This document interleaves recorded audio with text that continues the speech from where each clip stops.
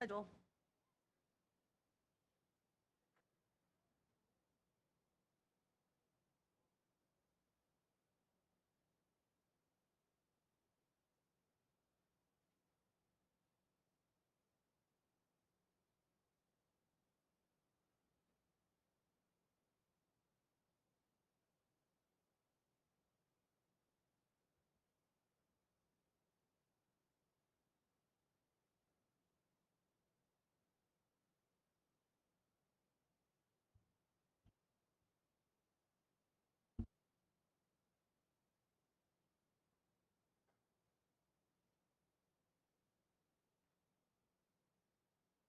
Good evening. There we go.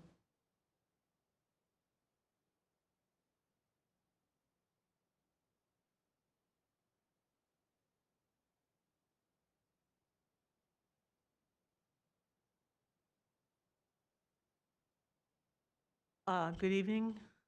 Welcome to the Moorhead Public Service Commission for Tuesday, January 18th, 2022. Present today from a remote location is Commissioner Sebastian McDougall. He will be participating in this meeting via interactive television from his address at 1581 46th Avenue South, Moorhead, which location is open and accessible to the public during the meeting.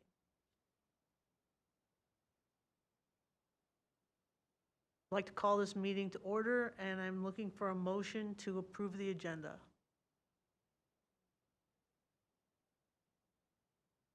Motion by Daly, seconded by Paulson to approve the meeting agenda.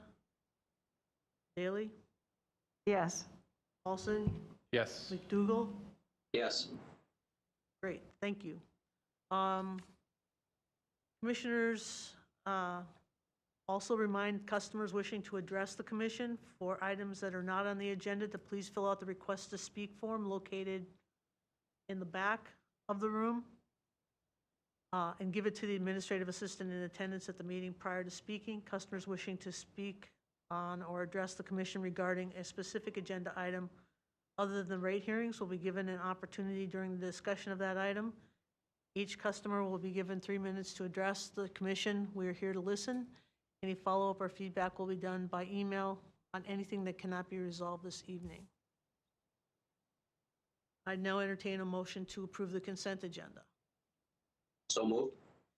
Second. We have a motion by McDougall, seconded by Daly to approve the consent agenda. Paulson? Aye. Daly? Yes. McDougall? Yes. Aye. Customers to be heard of recognitions? Recognitions? Nothing at this time, Madam Chair.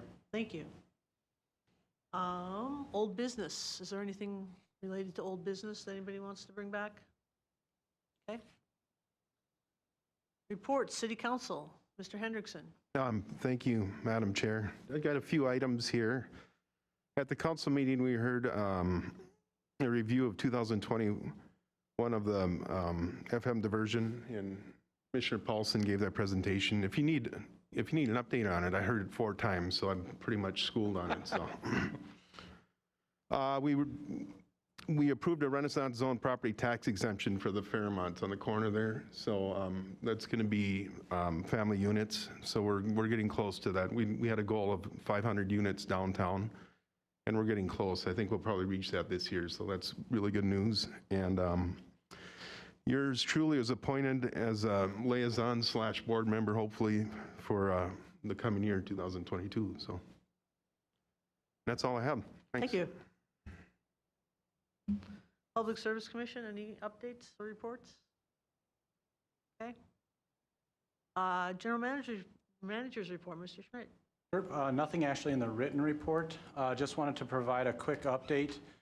We typically at this time every month we give a COVID financial update. Mark and I have been talking about that, and it's been fairly consistent over the last couple months, so we are going to put a pause on providing an update to the commission. We're going to continue to watch it. If something comes up, we'll be bringing it to you, but numbers seem to be back to normal pre-COVID, so we're going to kind of just sit on that for now. As another reminder, January 1st, We restarted our reconnection fees and late charges. That was something that we put into place back in 2021 when we went through the payment plan agreement stuff, and we said we were going to hold off until December 31st. So January 1, we started that back up again.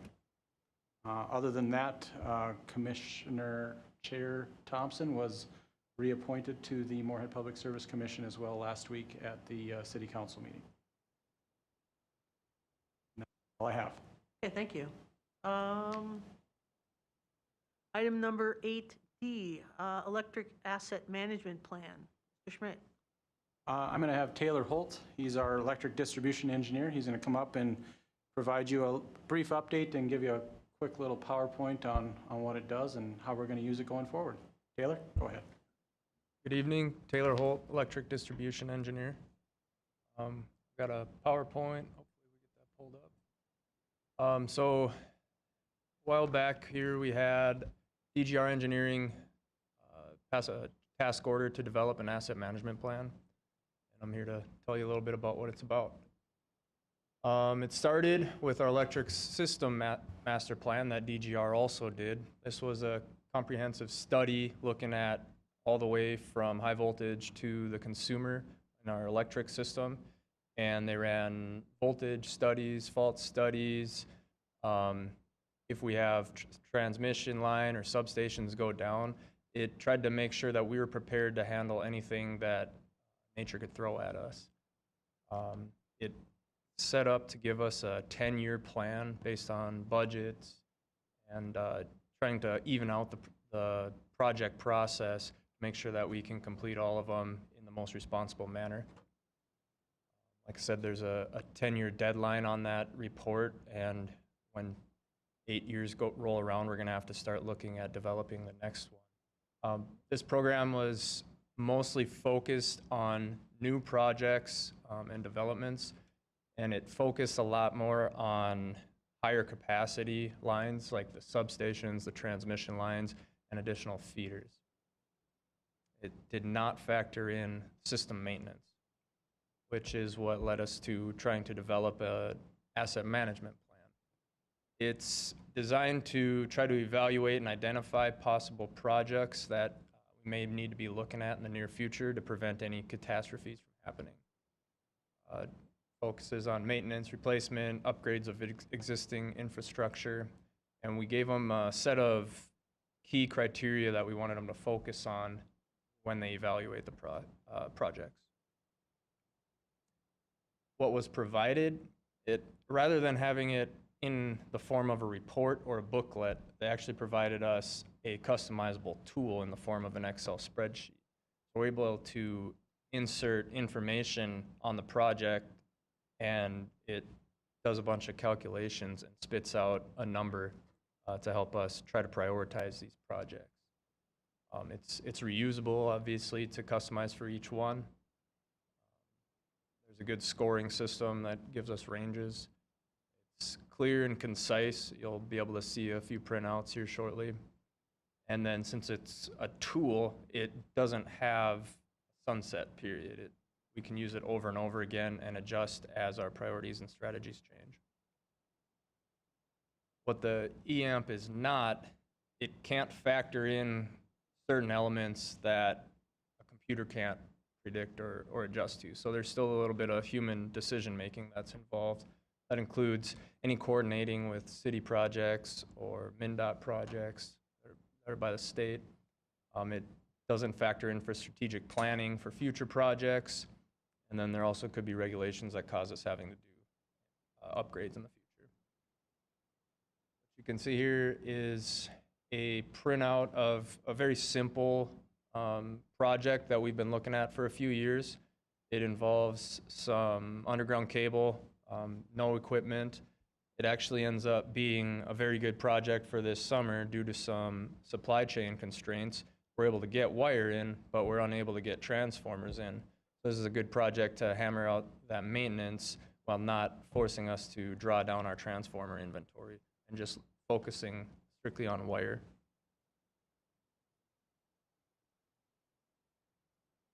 Here's a map of that project. The highlighted area is single-phase wire that needs to be replaced. There's also a significant impact on safety at one point on here, which is one of the criteria that gets measured in the printout of the asset management plan. Around one of those pink boxes, we've got one extra wire that's stubbed into the transformer that we have to take extra steps to make sure that everything's safe and there's no power running through it at any point in time, but it's there for backup. One mistake and things could turn out pretty poorly. With the plan that we have designed, we eliminate that altogether. There's another project that only focuses on cable, but what's interesting about this one, was pretty much installed at the same time as the other one, but it's got a lot different service. Previous one was feeding a bunch of higher density buildings, while all that this project feeds are some billboards along I-94. This was kind of done just as a test to make sure that we are getting the proper values, and that this one shows it's a significantly lower number, and we're just going to replace the wire as it goes really bad rather than focusing on trying to replace it in one of these projects. See the map here. It's just a straight shot, but a significant amount of money for not a lot of power draw. Our third project here is more of an industrial style project down in the Macara area. This one is a project that you can get a good score out of this. It kind of falls in that area that we need to replace in the near future, but there's a few upgrades involved as well that involve switches and pad mount transformers. So it ends up being a little bit more complex when you get into the radial and looping part of things and the kind of improvements that can come by it. This is a before and after picture that kind of shows the route that would end up being taken. And the very last project is another more complex one. The project is kind of getting to that area in the percentage range where we should look at replacing it, but it's likely to be expedited for one of those human decision-making factors. This is a portion of a project that isn't directly in the construction zone of the 11th Street underpass, but it's an important project in preparation so that we can make sure we get our relocating done in an efficient and financially responsible manner.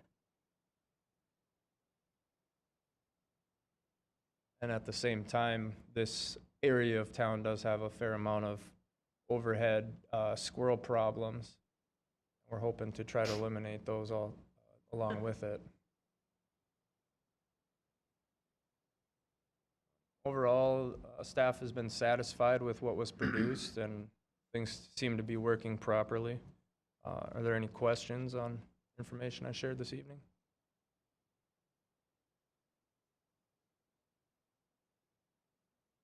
Yes, I have a sort of an observation. You use the word catastrophe.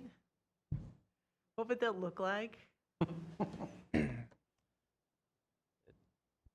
Catastrophe could be a lot of things, but from the electrical side, it could be a tornado, Okay. possibly hitting multiple things and taking them out. I think that was focusing on what the master plan was designed to do, and I believe the studies were done by losing 2 of our substations, and it kind of depends on which 2 those are. But obviously, a transmission line connecting the 2 would be significant. Okay, thank you. Any other questions or comments? Chuck? Thank you, Madam Chair. Just curious, you said a squirrel problem, and I'm reading about it in the papers. How many squirrel problems did you have with those areas?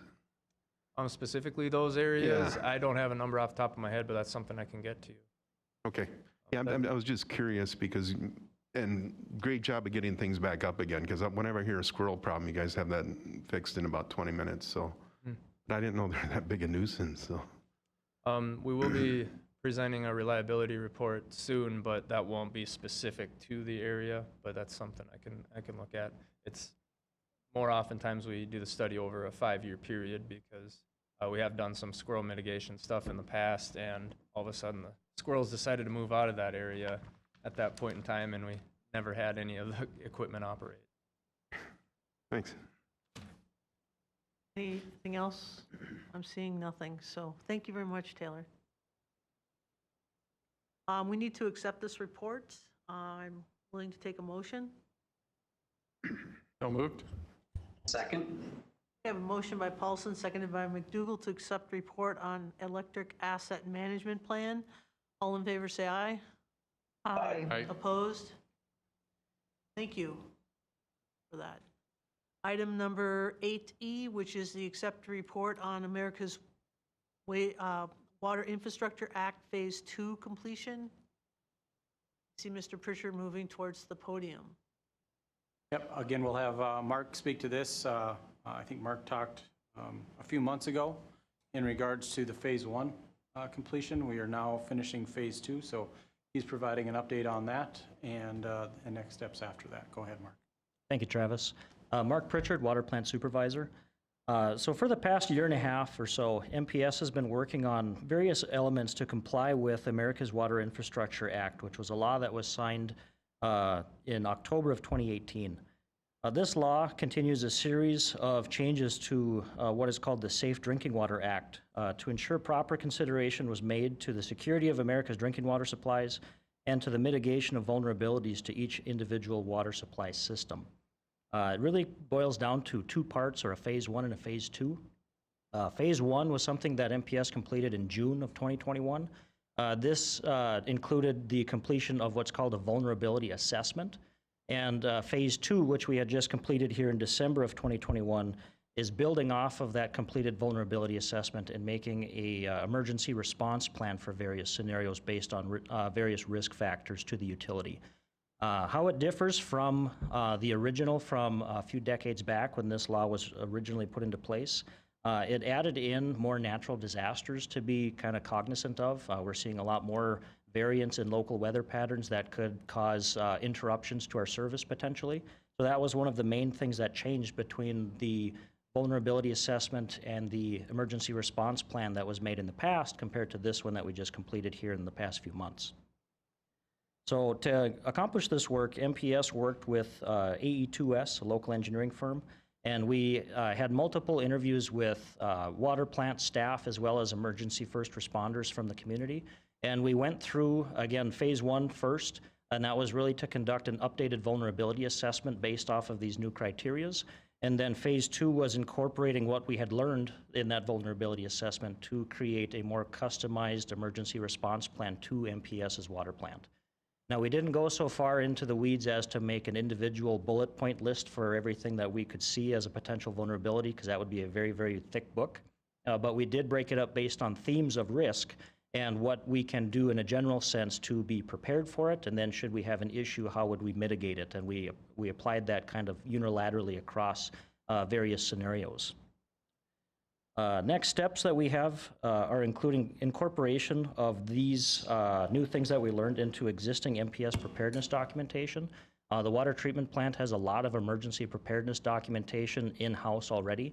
So our next steps are to take what we learned from these emergency response plan protocols and basically plug it into what we have already to make sure that we're as prepared as possible for a lot of different risks. Hopefully we never have to use them, but if we do, we want to make sure that they're ready to go. That's really the heart of what this was meant to provide. And again, we made our deadline with about 3 weeks to spare, so we were sitting in pretty good shape there. Thanks, Mark. Any questions or comments? Mary? Mark, nice job. I like the proactive approach to the security and looking forward to any mitigation possibilities because, yeah, you couldn't itemize them or you'd be going for the next year and a half. Yeah, thank you. Thank you.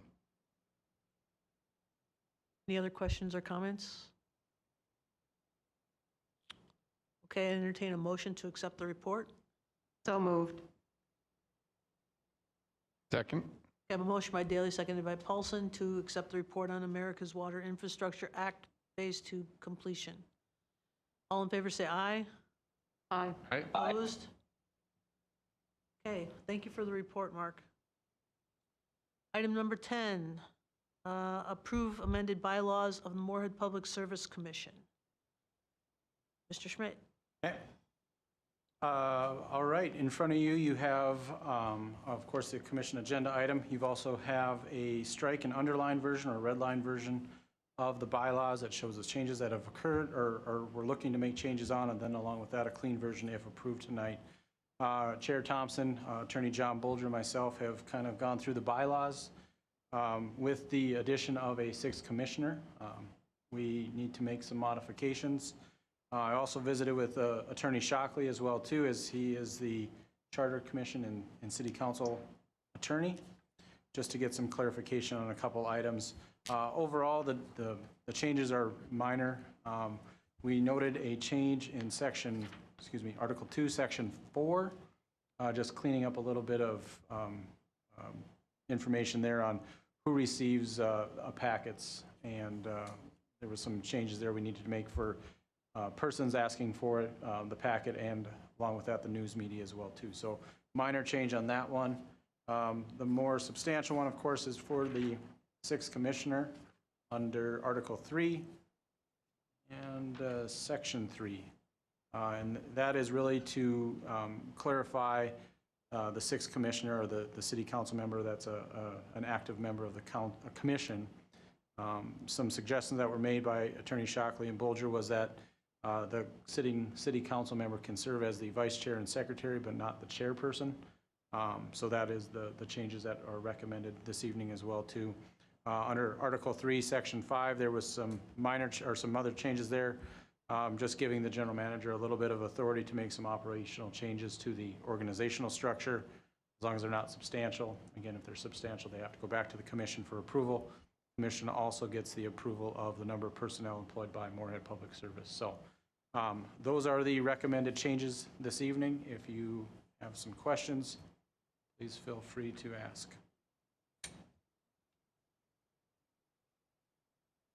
Okay, any questions or comments about the new additions?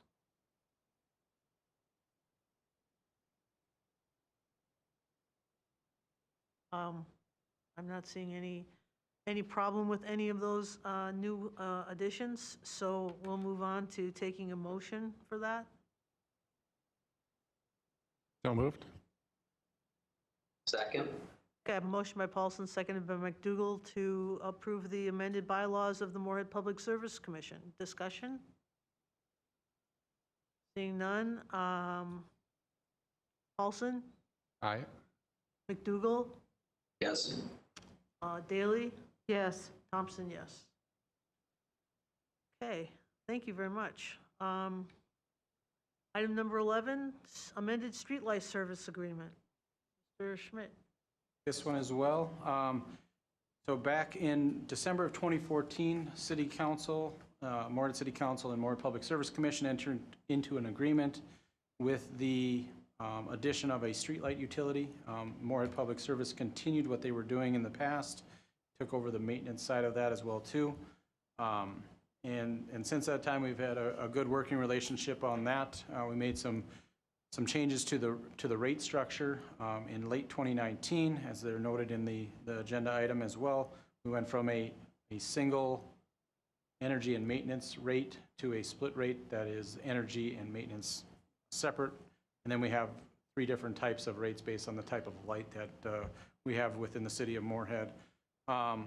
With that, there has been some discussion going on at the Streetlight Committee meeting, and that's comprised of city staff, police, and MPS staff, and working to get the pedestrian and park lights, which were not included in the original agreement, under this agreement, so that the city of Moorhead does not need to call in a contractor every time there's an issue with a pedestrian light or a park light going on. So after reviewing the agreement, it was decided that we had to make an amendment to it. We've been working on this for about a year now or so, and we've discussed it with city staff. They've incorporated their costs into the budget, into their budgets for the additional costs for taking those over.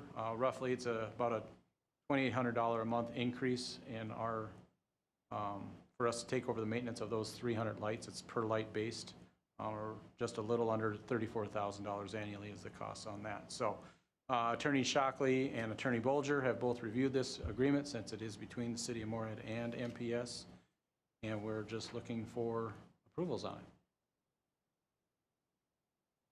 Question? Oh, go Excuse ahead. me. It'll go to City Council next Monday as well. Okay, great. Any questions about this agenda item? Comments? Okay, I'd entertain a motion. So moved. Second. Motion by McDougal, seconded by Daley to approve the amended streetlight service agreement with the City of Moorhead. Discussion? Seeing none. Paulson? Aye. McDougal? Yes. Daley? Yes. Thompson? Yes. No need to close for executive session tonight. Upcoming meetings are the February 1st meeting, which we are for sure going to have, and February 15th meeting, which we are for sure going to have. So please plan accordingly. I'd entertain a motion to adjourn. So moved. Second? Second. All in favor? Aye. Aye. Meeting's adjourned. Thank you for coming.